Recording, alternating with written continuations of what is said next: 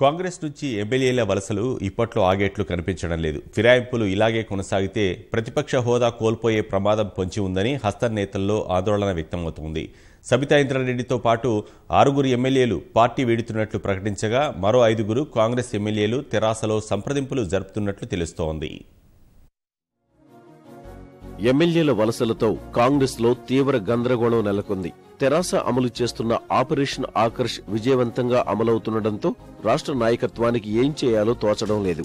Asifabad MLA Athram Sakku, Pinapaka MLA Rega Kantharao, Yellandu MLA Haripriya Naik, Nakrekal MLA Chirumarthi Lingaiah, Maheshwaram MLA Sabitha Indrareddy ఇప్పటికే తెరాసలో చేరుతున్నట్లు ప్రకటించారు.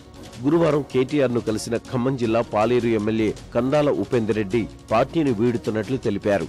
ఇప్పటి వరకు 6 ఎమ్మెల్యేలు కాంగ్రెస్ నుంచి బయటకు వస్తున్నట్లు ప్రకటన చేశారు.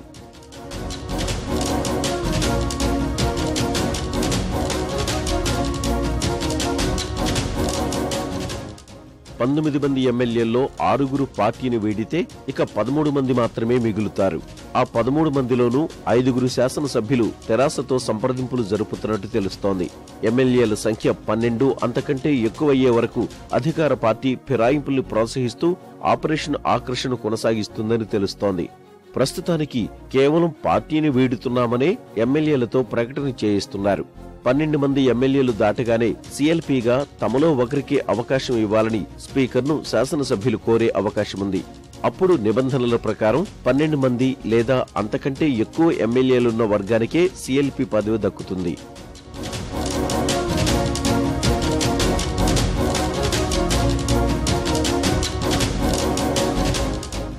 లోక్సభ ఎన్నికల ముందు కాంగ్రెస్ ను దెబ్బతీయడం సహా క్షేత్రస్థాయిలో పార్టీని మరింత బలోపేతం చేసుకునే దిశగా తెరాస ఆపరేషన్ ఆకర్షణ కొనసాగిస్తోందని తెలుస్తోంది. అందుకే ఒక్కొక్కరిగా ఎమ్మెల్యేలను ఆకర్షిస్తోంది. కామారెడ్డి జిల్లా ఎల్లారెడ్డి ఎమ్మెల్యే జార్జుల సురేందర్ కూడా పార్టీ మారుతారని ప్రచారం జరిగింది. అయితే తాను కాంగ్రెస్ ను వేయడం లేదని ఆయన స్పష్టం చేశారు. కాంగ్రెస్ నుంచి ఫిరాయింపుల్ని ప్రోత్సహించడంపై ప్రతిపక్ష నేత భట్టి విక్రమార్క తీవ్రంగా స్పందించారు. ఎమ్మెల్యేలను కొనుగోలు చేయడం నీచ సంస్కృతికి పరాకాష్ఠగా అభివర్ణించారు. దేశానికి తెలంగాణ చూపుతున్న ఆదర్శం ఇదేనా అని సీఎం కేసీఆర్ ను ప్రశ్నించారు.